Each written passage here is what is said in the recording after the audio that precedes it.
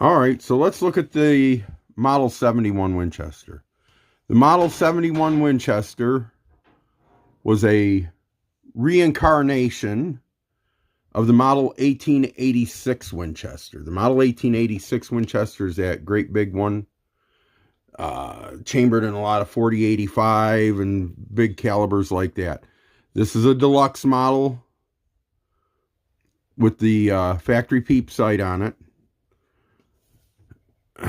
This is chambered in 348 Winchester, which I believe is the only gun ever chambered for that shell.